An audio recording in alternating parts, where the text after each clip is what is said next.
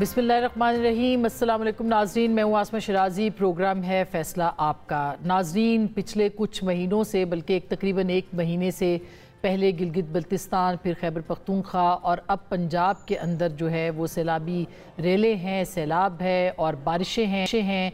गुज़िश्ता कई सालों का रिकॉर्ड जो है, कई दहाइयों का रिकॉर्ड वो टूट गया है। सियालकोट ज़ेरे आब है, पानी से भरा हुआ है इस वक्त, और कहा जाए कि सैलाब ने इस वक्त सियालकोट को बाकी पाकिस्तान से तकरीबन मुनक़ता किया हुआ है। तो ये बेजानी होगा, ज़फ़रवाल हो, कसूर हो, इसके अलावा नारोवाल, सियालकोट, ये तमाम रीजन जो है, और यहाँ पानी आया है जो कि सैलाबी रेले का छोड़ा गया है हिंदुस्तान की जानिब से भी, और रिकॉर्ड बारिशें भी हुई हैं। कहा जा रहा है, जनाब एहसन इकबाल साहब को आपने सुना कि जिनका ये कहना है कि आबी जारियत है और हिंदुस्तान ने पानी इकट्ठा किया और उसके बाद पाकिस्तान पे छोड़ा है। अभी कुछ और भी अगले 48 घंटों में कहा जा रहा है कि सैलाबी रेले आएंगे, जो कि पंजाब के लिए आइंदा 48 घंटे बहुत अहम करार दिए जा रहे हैं। इसके बाद ये जो रेला है, ज़ाहिर है कि ये सिंध की तरफ जाएगा, ये जनूबी पंजाब की तरफ जाएगा, और वहाँ क्या तैयारी है, क्या वहाँ पर कोई तैयारी है, ये भी बहुत अहम होगा जानना। और पंजाब के अंदर भी इस वक्त क्या तैयारियां, इसके ऊपर भी हम बात करेंगे। इसके साथ साथ ये भी आपको बता दें कि जो सूरत हाल कंट्रोल में करने के लिए मुख्तलिफ इक़दाम है, और पहली फोर्स के तौर पर 11-22-1122 काम कर रही है। हम देख रहे हैं उनको, और बहुत बेहतरीन तरीके से काम किया जा रहा है। पाकिस्तान अफवाज के जो जवान हैं वो भी मैदान के अंदर हैं, लेकिन इसके अलावा शहरियों को भी ज़रूरत है कि वो अलर्ट रहें, वो जो जगहों पे इकट्ठे हो रहे हैं मुख्तलिफ जगहों पे और आके देख रहे हैं पानी को देखने की बजाय अपनी हिफाजत का बंदोबस्त उनको भी करना चाहिए। तो मेरा ख्याल है, और एक दूसरे की मदद तो है ही, इसके ऊपर भी हम बात करेंगे। साथ ही साथ में जो सियासी सूरत हाल है पाकिस्तान की, उसके ऊपर भी कि इमरान खान साहब ने कुछ हिदायत दी हैं, जिसमें कि जो कायमा कमेटियाँ हैं वहाँ से उन्होंने अपनी जो जमात है उसके जो चेयरमैन हैं और उनके अरकान हैं उनको मुस्ताफ़ी होने का कहा है। ये बड़ा फैसला उन्होंने कल लिया था। फिर सियासी कमेटी ने भी फैसला किया जिसके अंदर ये कहा गया है कि अब ज़िमनी इंतखाबात जो हैं वो उनमें हिस्सा नहीं लिया जाएगा, सिवाय मियाँ अज़हर की जो खाली नशिस्त है उसके ऊपर पाकिस्तान तहरीक इंसाफ हिस्सा लेगी, जो लाहौर की नशिस्त है। इसके अलावा पाकिस्तान तहरीक इंसाफ ने मुख्तलिफ जो इक़दाम किए हैं, उससे क्या ऐसा लगता है कि पाकिस्तान तहरीक इंसाफ पार्लियामेंट से भी मुस्ताफ़ी हो सकती है?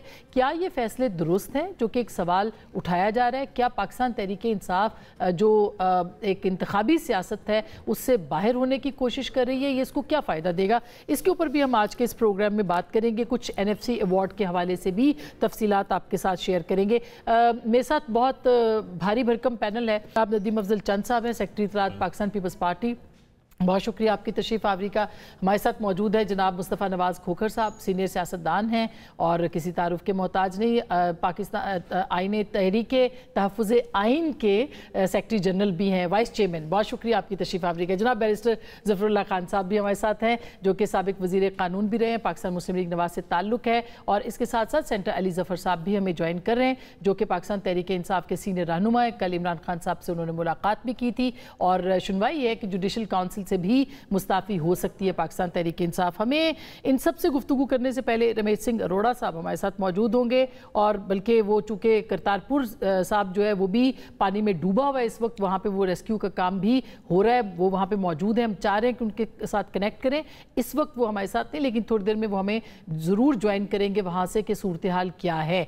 सबसे पहले मैं नदीम अफजल चंद साहब आपसे शुरू करना चाहती हूँ कि मंडी बहाउद्दीन में भी सैलाब की सूरत हाल है पंजाब के अंदर, और क्या आप देख रहे हैं? पंजाब इस वक्त इम्तिहान में है। दरियाए चनाब जहाँ पे भी है, जहाँ से भी गुजर रहा है, वहाँ यकीनन बहुत ज़्यादा पानी है, क्योंकि चनाब वैसे तो पानी इंडिया की वजह से वैसे खुश्क ही था, अब तो लोगों का उसका पानी भूल ही गया था, और रावी, चनाब और सतलज तीनों दरिया जो है, लेकिन बहुत ज़्यादा पानी है। अल्लाह खैर करे।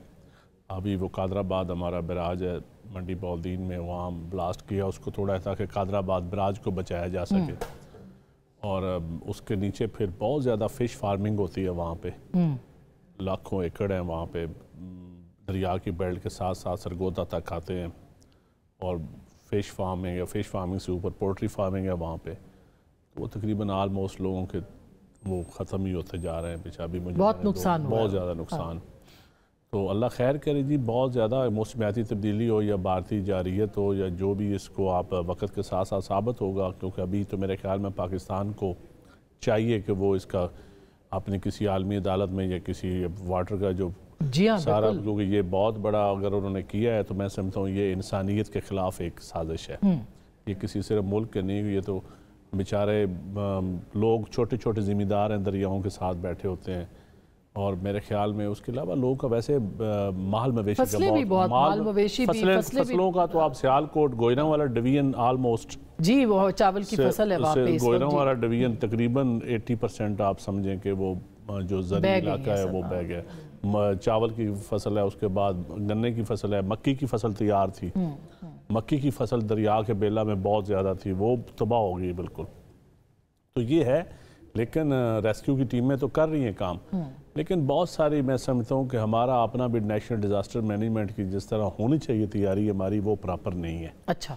اور نہ ہم ایڈوانس لوگوں کو ہم نے کوئی بتا سکیں کہ کوئی ایڈوانس میئرز آپ لے لیں. کوئی الارمنگ سچویشن ہوتی ہے, آپ ایک پانی کا تو آپ کو پتہ چل جاتا ہے کہ انڈیا پانی چھوڑے گا, آپ کو ان کو اندازہ ہونا چاہیے. میرے خیال میں بتایا جا رہا ہے کہ الرٹ تو کیا تھا, آپ کہہ رہے ہیں منڈی باغ میں, لیکن میرے خیال میں جی الرٹ نہیں ہوا لوگ, کیونکہ الرٹ ہو تو لوگ بہت سارے مویشی لے کے نکل جاتے ہیں. پہلے بھی ہوتا ہے ایڈوانس الرٹ جو ہوتا ہے وہ, لیکن اس میں بھی سستی اور کوتاہی ہوئی ہے. اور ابھی یہ سندھ میں جائے گا ریلا, اور یہ جنوبی پنجاب میں, آپ تو پتہ چل گیا نا جی, جو ریلا جو پنجاب میں انٹر ہوتا ہے انڈیا کی طرف سے وہ زیادہ خطرناک ہوتا ہے. اور سیالکوٹ میں ویسے بھی بارشیں بہت زیادہ ہوئی جی, بہت زیادہ, 1949 کے بعد سب سے بارشوں کی وجہ سے ویسے شہر کے اندر بھی اور قصبوں کے اندر بھی وہاں بہت زیادہ تباہی. اور یہ جو آپ نے بڑی انٹرسٹنگ بات کی ہے مصطفیٰ, اگر جو ندیم افضل چند صاحب کہہ رہے ہیں کہ اس کو عالمی عدالت میں بھی لے جایا جا سکتا ہے, مطلب ظاہر ہے ہم جارحیت کا شکار ہے اس وقت اگر دیکھا جائے پاکستان. ایک اینگل یہ ہے, دوسرا موسمیاتی تبدیلی ہے جس کی ہماری تیاری نہیں ہے جو انہوں نے فرمایا. تو آپ کیا سمجھتے ہیں پاکستان کو اس کو اسی طرح سے وار فوٹنگز پہ لڑنا چاہیے مقدمہ جیسے 10 مئی کے بعد لڑا ہے پاکستان نے مقدمہ؟ جی میرا خیال یہی ہے کہ یہ دو جو بڑی وجوہات ہیں ان دونوں کو پرسو کرنا چاہیے انٹرنیشنل فورمز پہ. لیکن اب ہمیں ذہنی طور پر یہ بات تسلیم کر لینی چاہیے کہ climate change is a reality. June کے مہینے میں بلکہ مئی کے اندر یہ باتیں شروع ہو گئی تھیں کہ اس دفعہ جو مانسون ہے وہ ابو ایوریج ہوگا, اور اس کا ابو ایوریج ہونے کا جو ریزن ہے وہ بڑا سمپل ہے کہ دنیا موسمیاتی تبدیلی کی وجہ سے گرم ہو رہی ہے, گلوبل ہیٹنگ جس کو کہتے ہیں یا گلوبل وارمنگ جس کو کہتے ہیں. جی ہاں. اور اس گلوبل ہیٹنگ کی وجہ سے جو آپ کے سمندر ہیں ان سے زیادہ ایویپوریشن ہو رہی ہے اور مانسونز جو ہیں وہ سیویئر ہوتے جا رہے ہیں. جی بالکل. تو اس کا ایفیکٹ یہ ہوگا کہ جو علاقے ڈراؤٹس والے تھے, یہ اب سائنسی تحقیق یہ کہتی ہے کہ جو علاقے ڈراؤٹس والے تھے جہاں پہ بارشیں کم ہوتی تھیں وہاں پر بارشیں بالکل نہیں ہوا کریں گی, اور جہاں پر بارشیں درمیانی ہوتی تھیں وہاں اب زیادہ ہوا کریں گی. تو یہ اب ایک ریالٹی ہے, اور پاکستان نے ہر سال جیسے جیسے دنیا مزید گرم ہوتی جائے گی ہمارے چیلنجز جو ہیں وہ بڑھتے جائیں گے. اور اس میں ہمارا چیلنج جو ہے انفارچونیٹلی ایک حقیقت تو یہ ہے کہ پاکستان دنیا بھر میں کاربن ایمیشنز کے حوالے سے جو گلوبل ٹیمپریچر کو گرم کر رہے ہیں, جی وہ سفر کر رہا ہے اس کی وجہ سب سے کم پروڈیوسر گلوبل ایمیشنز کے ہم ہیں, اور سب سے زیادہ متاثر ہونے والا ملک بھی ہم ہیں. بالکل بالکل. اور دوسرا جو اس کا بڑا ایفیکٹ آ رہا ہے وہ آ رہا ہے ہماری یہ جو ناردرن ایریاز ہیں, اس میں جو پوری آپ کی ہمالیین اور ہندو کش جو ساری ماؤنٹن رینجز ہیں وہاں پر یہ بات بھی ذہن میں رکھنی چاہیے کہ نارتھ پول اور ساؤتھ پول ان کے بعد جو سب سے بڑا برف کا ذخیرہ ہے وہ اس ریجن میں, اور 13,000 گلیشیئرز ہیں پاکستان میں, 45% جو ہے وہ پگھل رہے ہیں. تو اب ہمیں دونوں اطراف سے, ایک طرف سے مانسون بھی سیویریٹی کے ساتھ آئے گا, اور اوپر سے جو جیل آف ایونٹس ہیں کہ گلیشیئر پگھل کر وہ نیچے آ کر مزید تباہی مچائیں گے, وہ جیسا کہ ہم نے دیکھا ناردرن ایریاز میں. لینڈ سلائیڈنگ الگ ہے, لینڈ سلائیڈنگ الگ ہے.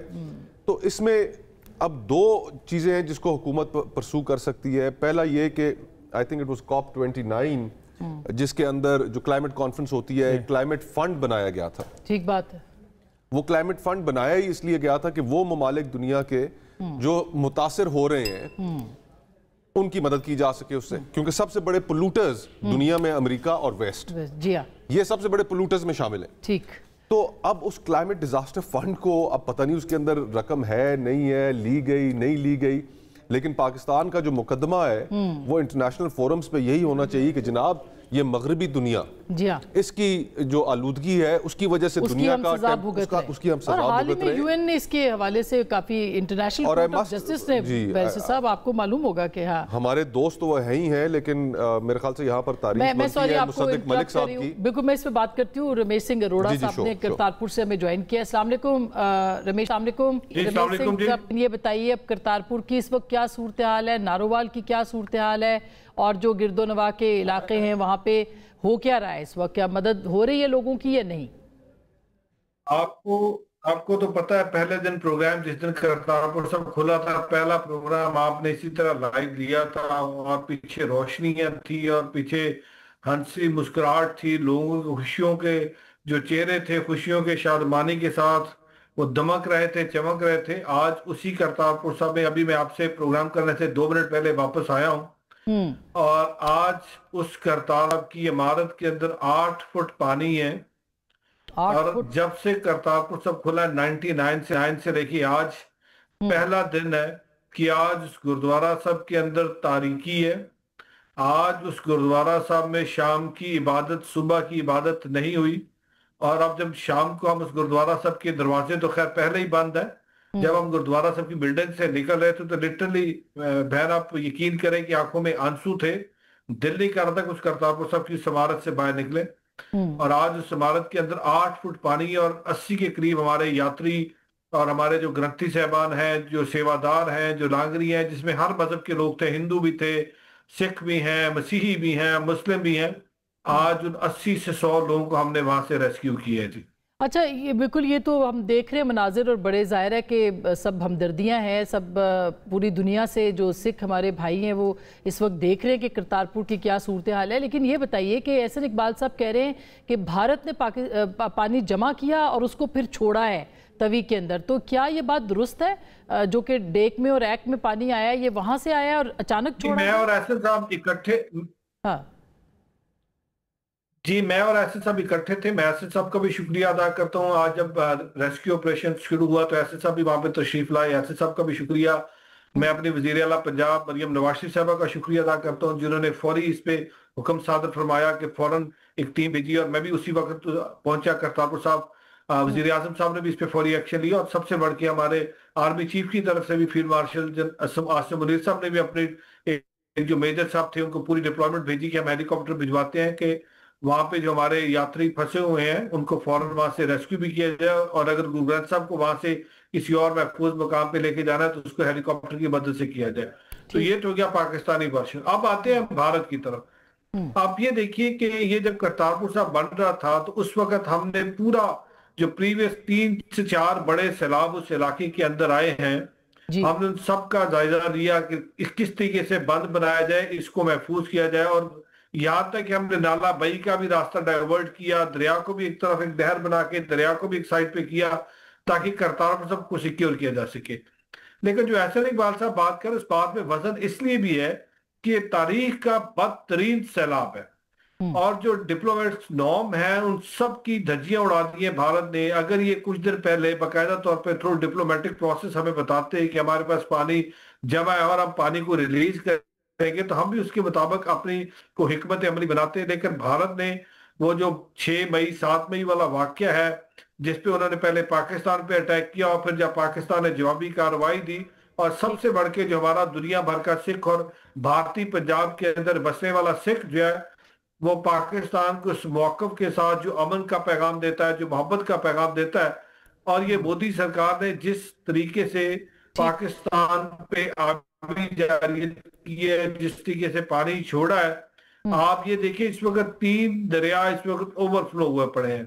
دریائے چناب, دریائے راوی اور دریائے ستلج, اور ابھی بیاس کا پانی بھی آنا ہے, اور تینوں کو ابھی بیاس کا, اور تینوں کے اندر ایک دم پانی چھوڑا. کل رات کو دریائے چناب میں تقریباً 9 لاکھ کیوسک تھا, جو دریائے راوی ہے 2,65,000 اور دریائے راوی میں تھا. رمیش بھائی یہ بتائیے گا کہ کیا آپ مطمئن ہیں, جو اقدامات خود بھی آپ وزیر ہیں پنجاب کے, لیکن ایک تو یہ تنقید ہو رہی ہے کہ مریم نواز صاحبہ جاپان تھیں, پھر وہ چھانگلا گلی چلی گئیں, کیا آپ کو لگتا ہے نا آج تھوڑی دیر پہلے وہ شاہدرہ پہنچی ہیں لیکن پہلے دن سے کچھ کرنا چاہیے تھا، ان کو فوری طور پر جاپان سے آنا چاہیے تھا جب یہ اطلاعات ملی کہ یہ سب کام جو ہے یہ یعنی سیلاب آ سکتا ہے، فلڈز آ سکتے ہیں. این ڈی ایم میں کہہ رہی تھی، پی ڈی ایم میں کہہ رہی تھی کہ یہ موسمیات کی صورتحال ہے. تو میرا نہیں خیال کہ آپ کو نہیں لگتا کہ ان کو پہلے ہی آ جانا چاہیے تھا؟ دیکھیے میڈم، ہماری جو پنجاب کی حکومت ہے، ہم تو امپروو گورننس کی بات کرتے ہیں اور ہم نے پنجاب کے اندر ہمارا پی ڈی اے میں بڑا فعال ہے. ہمارا اس وقت خواجہ سلمان حفیظ صاحب اس پورے جو پروسیسز کو دیکھ رہے ہیں.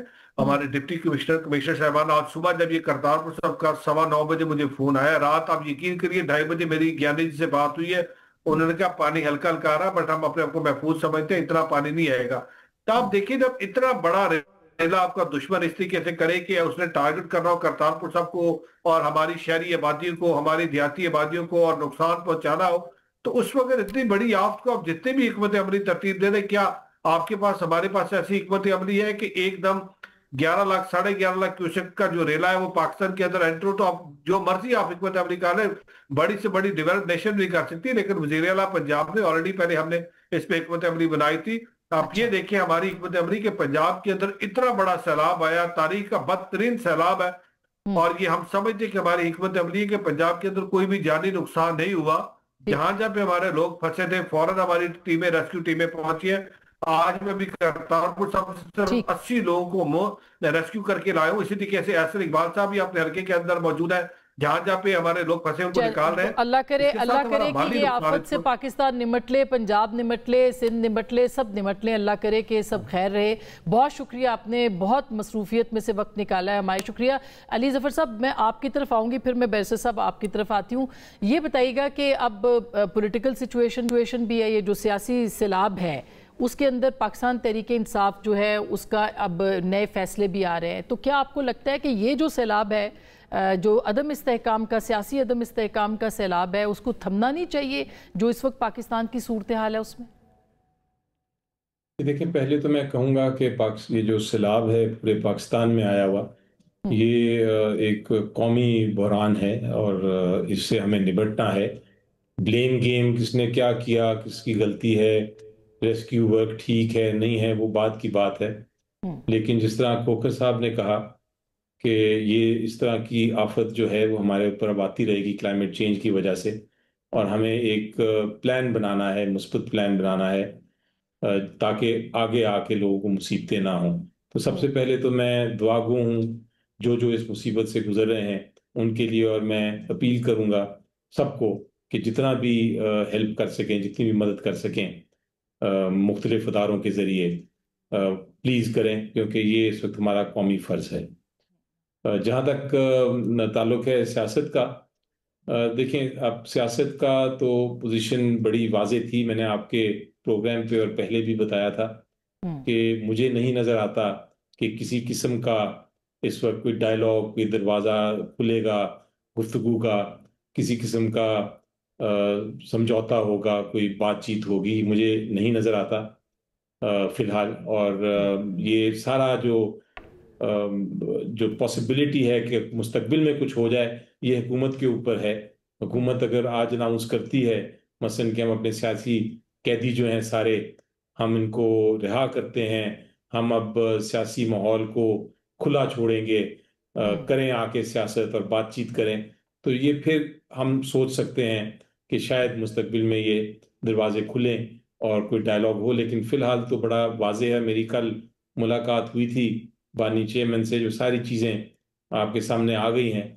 بڑی کلیئر اسٹریٹجی ہے، مگر اس میں تھوڑی سی کنفیوژن سینٹر صاحب، جی اس میں کافی کنفیوژن ہے. مثلا آپ کو کہا گیا ہے کہ کمیٹیوں سے آپ ریزائن کریں، آپ کو سپریم جوڈیشل کونسل سے جو ہے جوڈیشل کمیشن سے نکلنے کی بات کی گئی ہے، شاید آپ لوگ مستعفی ہو جائیں ادھر سے. اس پہ کلیئرٹی دیجئے، کیونکہ پارٹی کے اندر میرے خیال ہے 2 رائے آ رہی ہیں اور کافی تضاد اور کنفیوژن ہے.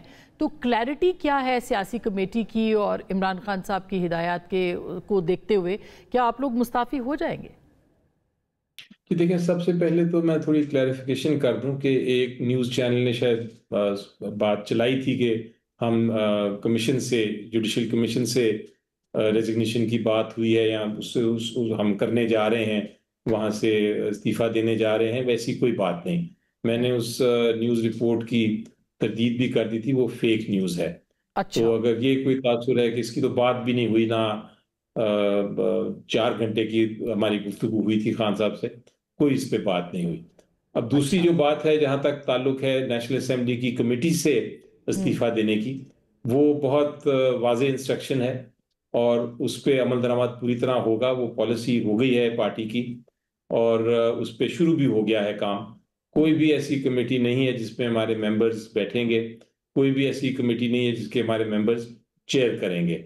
वजह उसकी क्या है? वजह उसकी ये है अच्छा। कि जो कमेटीज हैं वो एक तो नंबर 1 कमेटीज का मकसद जो होता है वो हुकूमत के ऊपर तनकीद करना, उनको कंट्रोल करना, अगर कोई गलती कर रही है तो उसको दुरुस्त करना।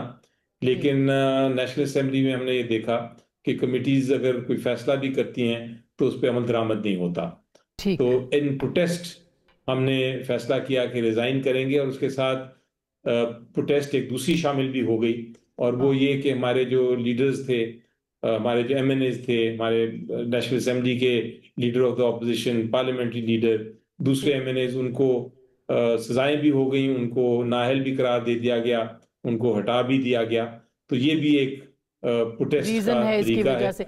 अच्छा, मैं सर ठीक, मैं एक ब्रेक लेना चाहती हूँ, फिर बैरिस्टर साहब मैं ब्रेक के बाद आपसे तफसीली कमेंट लेती हूँ, क्योंकि पब्लिक अकाउंट्स कमेटी का आज बड़ा अहम इजलास था। जुनैद अकबर साहब उसको लीड कर रहे हैं, हेड कर रहे हैं, चेयर कर रहे हैं और तोशा खाना के रिकॉर्ड उन्होंने मंगवाए थे।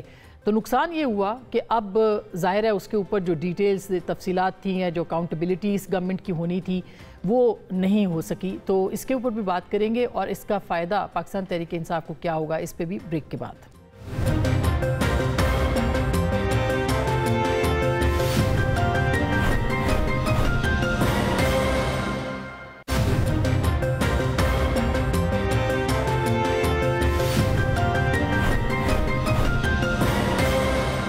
Welcome back. एक दफ़ा फिर आपको खुश आमदीद कहते हैं। बैरिस्टर साहब, ब्रेक से पहले आप सेंटर अली ज़फ़र साहब की बात सुन रहे थे। ऐसे लग रहा है कि पाकिस्तान तहरीक इंसाफ पार्लिमानी सियासत से अलग हो रही है और वो कहते हैं कि रीज़न्स हैं उसके अलग होने के, कमेटियों के पास इख्तियारात नहीं है दीगर। तो आप क्या कहेंगे कि वाकई ये सूट करता है आपकी जमात को, ये सियासत के एक अपोजिशन पार्टी सामने ही ना हो? बिल्कुल। देखिए, इन चीज़ों को बार बार डिस्कस करते हुए ना, एक तो मेरी तबीयत में बड़ी कबाहत पैदा होती है। मेरा ज़ाती ख्याल ये है कि पाकिस्तान तहरीक इंसाफ एक सियासी जमात बन तो सकती थी, कुछ सपोर्ट भी आवाम की उनके पास है, ना उनकी नीयत है ना उनका प्लान है, ना वो जमहूरी इदारों को मानते हैं, ना जमहूरी इदारों में आके अपना रोल अदा करना चाहते हैं। ये उनका मिजाज है। कुछ लोग कहते हैं कि ये फाशिस्ट मिजाज है। अगर मैं ये ना भी कहूँ, अदब से कहूँ, तो मैं कह सकता हूँ कि कोट अनकोट इनकलाबी मिजाज है। तो इनकलाबी तो अच्छी बात। चलो मैं मतलब किसी को इनकलाबी भी होना चाहिए, कभी आप भी कोट अनकोट इनकलाबी जमात जी। वो कब जब पार्लिमान को पसंद करते हैं, कब वो आते हैं, कब वो बैठते हैं, गाली निकालते हैं पार्लिमान को और दलील तो बन नहीं जाती है। जब उस ज़माने में असम्बलियाँ तोड़ी थी तो उस वक्त ही दलील थी, दलील से क्या फ़र्क पड़ता है। मेरा अपना नाम उनको मशवरा दे सकते हैं। हम ये समझते हैं कि कोई भी सियासी जमात होगी, बाशऊर सियासी जमात होगी, वो दीवारों को सर मारने की बजाय जमहूरी रास्तों में चलेगी। और जो भी उनके पास तो क्या करे जमहूरी राह पे चलने के लिए? वो कह रहे हैं कि बातचीत के दरवाजे बंद हो चुके हैं। भाई बातचीत कौन से दरवाजे बंद हैं? ये देखें, बैठे हैं आसिफ खान जरदारी साहब ने खड़े होकर कहा था वो बात करें। बिलावल भुट्टो ने साहब कहा, 18 में भी कहा था, अभी भी कहा है। हमारे प्राइम मिनिस्टर शहबाज शरीफ साहब उठ के चल के जाते हैं, बात ये हमसे कहते हैं हमने आपसे बात ही नहीं करनी, न जरदारी साहब से, न मियाँ साहब से, न शहबाज शरीफ साहब से। पता नहीं जहाँ करना चाहते हैं कर लें, हमें क्या है उसमें से। हम तो आज भी तैयार हैं, हम तो सियासी लोग हैं। अच्छा। जब हमें धरने में चढ़ के ये गालियाँ निकालते थे ना, उस वक्त भी APC में हमने 3 दफ़ा मिन्नतें करके बुलाया था इसको, अंदर भी गालियाँ निकालता था बैठा हुआ। हम तो फिर भी सियासी लोग हैं, हम दरवाजे बंद ही नहीं करते। अच्छा, वो असल में उनके और रास्ते हैं, मैं अब क्या तफसील। अच्छा, तो जैसे अभी कमेटियों से रिजाइन हो गया, आप खुद पब्लिक अकाउंट्स कमेटी के चेयरमैन। मेरे ख्याल में बहुत बड़ी गलती है जो पहले उन्होंने पंजाब असम्बली और KPK की असम्बली तोड़ के फिर कौमी असम्बली से इस्तीफे दे के उसका रिजल्ट आज तक भुगत रहे हैं।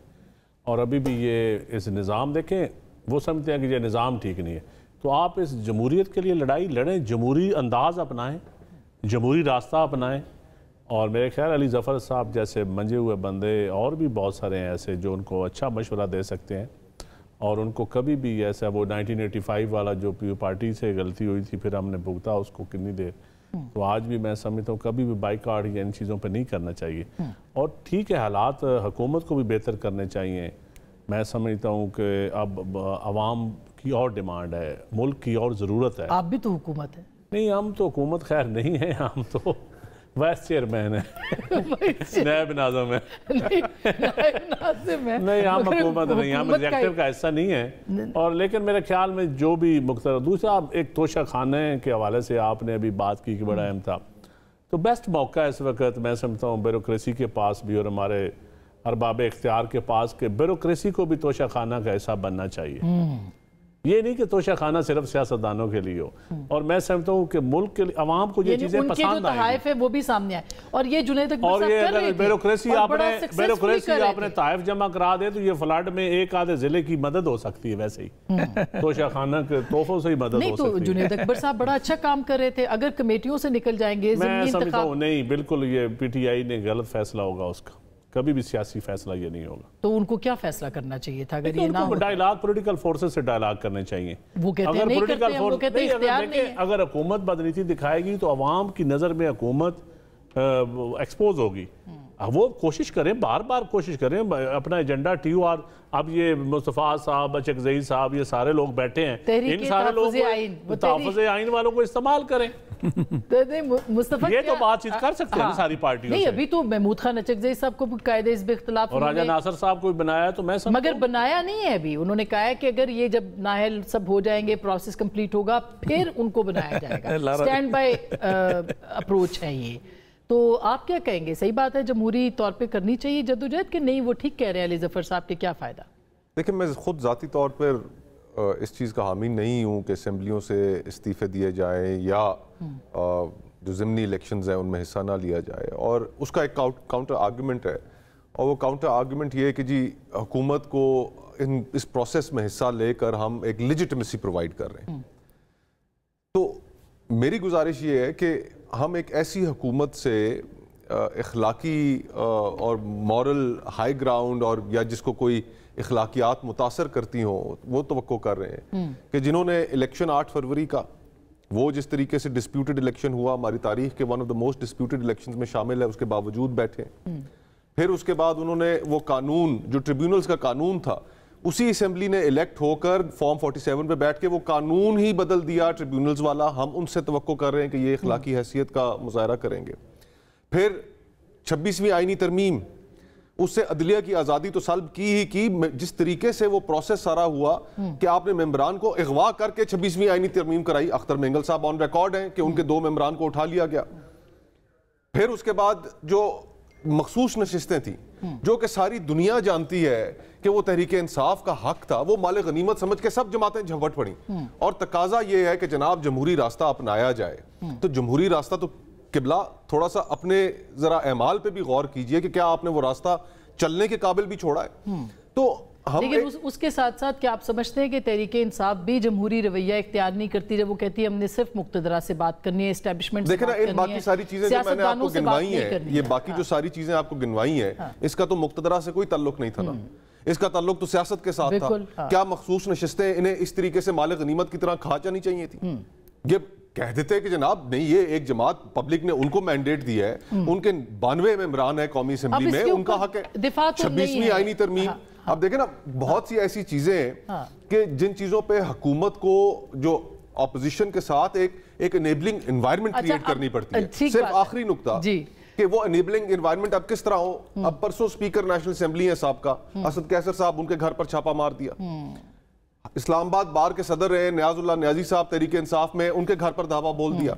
10-10 साल आप बाटा रेट रख के सजाएं दे ही जाए और फिर आप तवक्को करें कि जनाब वो आपके साथ बैठ जाएंगे, तो आपको एक एनेबलिंग एनवायरनमेंट भी क्रिएट करनी पड़ेगी जो हुकूमत नहीं कर रही। कुछ लोगों को अगर आप सियासी कैदियों को रिहा करें तो उसके बाद आगे बात बढ़ सकती है। अब मैं एक छोटी सी फिर ब्रेक है, तो फिर ब्रेक के बाद वापस आती हूँ, अली ज़फ़र साहब से पूछती हूँ और पाकिस्तान के सियासतदान समझते हैं कि सियासी एतबार से आगे बढ़ा जा सकता है और उसके लिए क्या प्लेटफॉर्म होगा, इसके ऊपर भी बात करेंगे। हमारे साथ रहिएगा।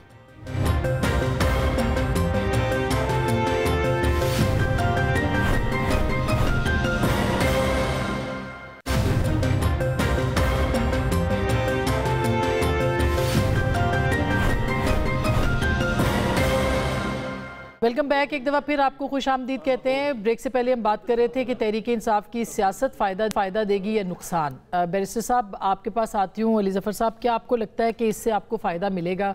क्योंकि एक जगह थी, एक स्पेस है आपके पास जो कि मिली पार्लियामेंट के अंदर। इससे पहले पंजाब असम्बली आपने छोड़ी, खैबर पख्तूनख्वा छोड़ी, उसका कोई सियासी फ़ायदा नहीं हुआ। क्या इमरान खान ये समझते हैं कि वो नहीं तो कुछ भी नहीं, या PTI भी ये समझती है कि उनको इस सिस्टम से आउट होना चाहिए? ये देखें, हर फैसले के पीछे कुछ फ़ायदे भी होते हैं, नुकसान भी होते हैं, बहस भी होती है, और एक बार जब फैसला हो जाए तो उसके बाद उसको आप भूल जाते हैं फ़ायदे नुकसान को, और आप फिर एक असूल पे खड़े होते हैं। ये हमने कोई नेशनल असम्बली से रिज़ाइन नहीं किया, फैसला ये किया कि जो कमेटी जिनका कोई फ़ायदा नहीं हो रहा था उनसे रिज़ाइन करेंगे इन प्रोटेस्ट में, और ये रिज़ाइन करना हमारा हक है। ये भी एक, अगर आप दुनिया पार्लियामेंट्री तारीख देखें दुनिया की, तो उसमें बहुत बार किया गया है।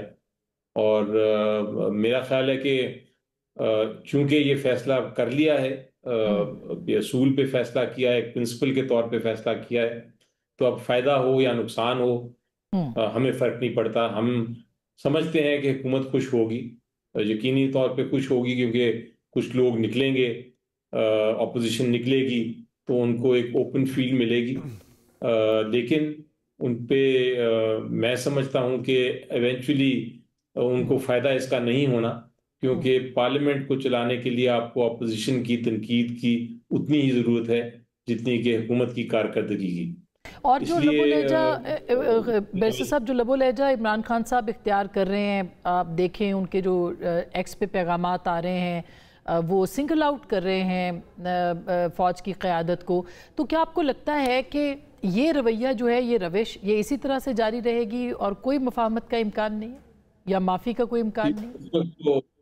इस वक्त तो जिस तरह मैंने कहा कुछ नहीं है, और मुझे हंसी भी आती है और अफसोस भी होता है जब हुकूमत वाले कहते हैं आप हमसे मुज़ाकरात आके करें। हंसी इसलिए आती है क्योंकि बिल्कुल ये इस तरह ही है कि आप कहें किसी को कि क्रिकेट आके मेरे साथ खेलो, मुकाबला करो, और ग्राउंड अवेलेबल ना हो। ग्राउंड ही नहीं होगी तो क्रिकेट कैसे होगा? ग्राउंड देना क्रिकेट खेलने के लिए हुकूमत का काम है। दूसरी अफसोस मुझे इसलिए होता है क्योंकि एक तरह से अवाम के साथ झूठ बोला जा रहा है। हर एक को पता है क्या हो रहा है PTI के साथ, कौन सी जमहूरियत PTI की के साथ इस्तेमाल हो रही है, कौन सी ऐसी फजा है जिसको आप कह सकते हैं कि जमहूरियत है। ना आप इत्तेफाक कर सकते हैं, ना आप बोल सकते हैं। तो मेरा ख्याल है कि वो कैसे ये निज़ाम आगे बढ़ेगा? क्रेडिबिलिटी तो बहरहाल तहरीक इंसाफ। पहली बात तो ये है कि लतीफ़े के तौर पर मैं अर्ज़ करूँ कि हमारे पिछले टर्न्योर में इन्होंने इस्तीफ़े दिए थे, 121 दिन हमने मंजूर नहीं किए। मैं इस वक्त लॉ मिनिस्ट्री में था, जो स्पीकर साहब रोज़ बुला लेते थे। क्यों? ये बाहर कहते थे कि हमारे तस्वीरें कबूल करो, अंदर आके हमसे बात करते थे, यार कोई हल निकालो, ज़रा कबूल ना हो। तो हम एक और हल समझा देते थे, फिर इधर हल समझाते थे मशवरे से, PTI के दोस्तों से, और फिर हम 121 दिन ले गए। कमाल देखें, 121 दिन ये आए नहीं है, एक एक पाई इन्होंने वसूल कर ली थी। ये रिकॉर्ड का हिस्सा है। अल्लाह करेगा अब ये बाइकाट करेंगे ना तो वो पैसे वसूल नहीं करेंगे। अब आ जाएं पार्लियामेंट में, मुझे बताइए, जो कुछ भी अपोजिशन है, बैठे हैं ना, ओथ ले लिया ना, बैठे हैं, अपोजिशन लीडर ने कितने संजीदा मौज़ूआत पे गुफ्तगू की है, कितने उन्होंने सवाल किए हैं, कितने काम तो करते नहीं है। ना इन्होंने कमेटियों में काम किया, ना पार्लियामान में काम किया।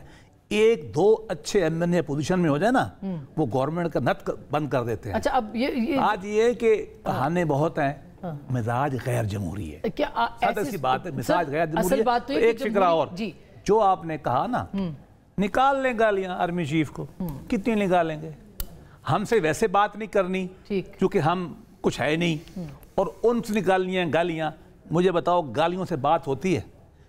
इस नफरत की बुनियाद पे जो निज़ाम बना है ना, ये तबाही होगा, ये जा रहा है नीचे तबाही की तरफ। थोड़ा और वक्त देख लें, ठीक है। और गवर्नमेंट को ऐलान कर देना चाहिए कि आज के बाद हम बात नहीं करेंगे।